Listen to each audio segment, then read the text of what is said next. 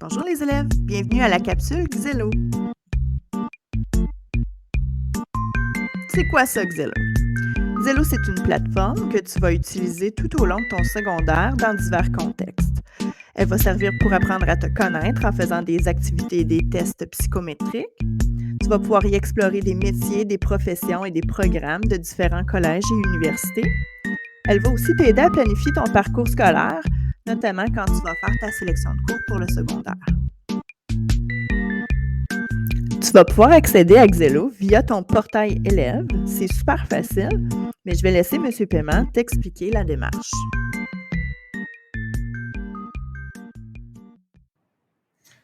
Alors, bonjour les élèves. Petit changement au fonctionnement pour accéder à Zello. Alors, dernièrement, on a ajouté l'application Zello au portail élève. Donc, voici comment vous pouvez directement y accéder à travers votre portail. Donc, vous connaissez le portail élève en rentrant.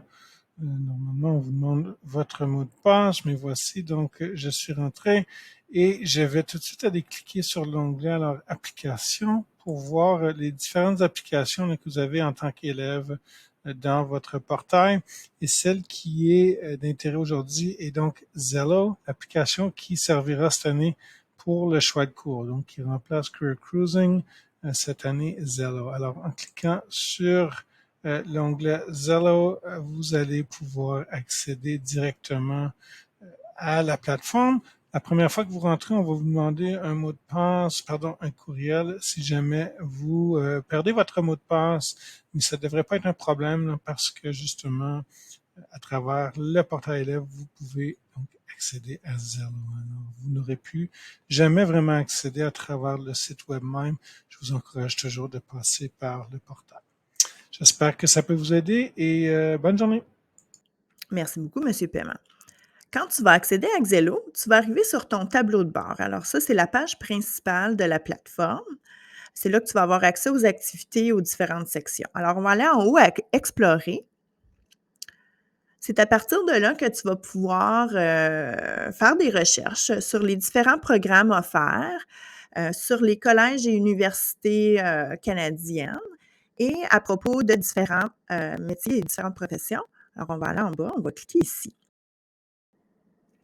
Alors, arrivé à cette page-ci, tu vas pouvoir préciser tes critères de recherche. Donc, tu vas pouvoir rechercher des professions selon plein de différents critères, comme par exemple le salaire, les études. Si tu cliques sur le bouton bleu plus de filtres, tu peux aussi rechercher par rapport avec la demande pour cette profession-là. Alors, si on engage beaucoup de gens, tu vas aussi pouvoir faire des recherches en lien avec les secteurs d'emploi et aussi selon les matières académiques, alors selon les matières que tu aimes à l'école.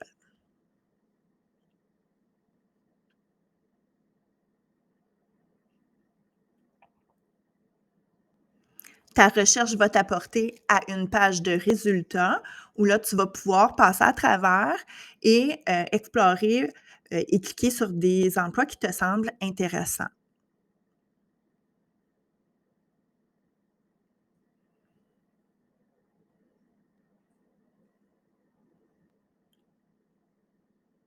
Alors ici, je remarque la profession d'avocat, je vais aller voir. Alors, ça va t'apporter à une foule de renseignements par rapport à cette profession-là. Alors, on va te renseigner sur les tâches. Alors, qu'est-ce qu'on fait dans le cadre de cette profession-là? Ensuite, il y a toujours 2 entrevues avec des gens qui pratiquent ce métier ou cette profession, qui discutent de comment ça se passe pour eux. Ensuite, on t'indique si c'est une profession qui est en demande. Alors, si on engage beaucoup de gens, dans cette profession-là en ce moment. Un peu plus loin, on te parle de conditions de travail et ensuite de salaire. Tu vas voir que le petit tableau en bas, tu peux faire une recherche par rapport au salaire annuel, au salaire par heure. Tu peux aussi vérifier le salaire selon la province canadienne.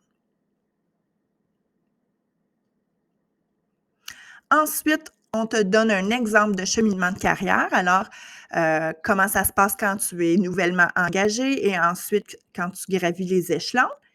Et ensuite, on te parle d'études. Alors, quelle étude tu dois faire, quel genre d'études pour pouvoir pratiquer cette profession-là.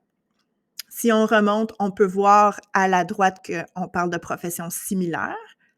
Si tu aimes beaucoup la profession, tu peux cliquer sur le bouton «J'aime» et donner ton niveau d'appréciation et ça va sauvegarder les résultats dans tes, renseignements personnels.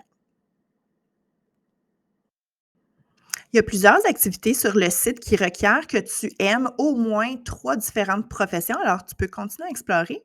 Si tu veux revenir sur le tableau de bord, tu peux peser sur le mot Xello qui est en haut à gauche de l'écran. Aujourd'hui, on va parler de style d'apprentissage. Alors, tu vas aller dans la section «À propos de moi» et tu vas cliquer sur «Style d'apprentissage».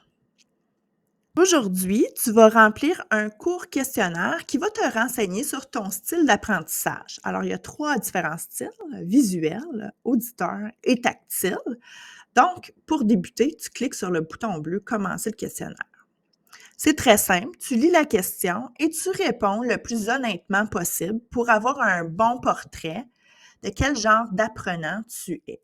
Donc, tu cliques selon les choix de réponse. Il y a 20 questions. Quand tu auras terminé, on va te donner tes résultats. Alors, on va te donner ton style d'apprentissage. Alors, cette personne-ci, comme tu peux voir, apprend mieux de façon visuelle. Alors, ça se peut que tu aies plusieurs bonnes réponses, que tu aies plusieurs styles d'apprentissage. Alors, si tu descends un peu, tu peux lire sur ce que c'est un apprenant visuel, par exemple.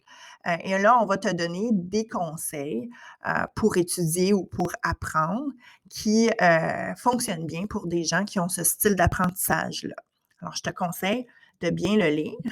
Ça va peut-être t'aider, te donner des petits trucs pour étudier et bien performer. Alors, félicitations, tu as complété le questionnaire du style d'apprentissage. Comme tu peux voir, il y a un petit crochet vert, ça signifie que tu as terminé. Si tu vas dans la section «À propos de moi», tu vas voir que tes résultats vont être consignés. Alors, tu vas pouvoir, conserver ceci tout au long de ton secondaire. Si tu refais le questionnaire plus tard, peut-être que tes résultats changeront. Et pour l'instant, on se dit à bientôt!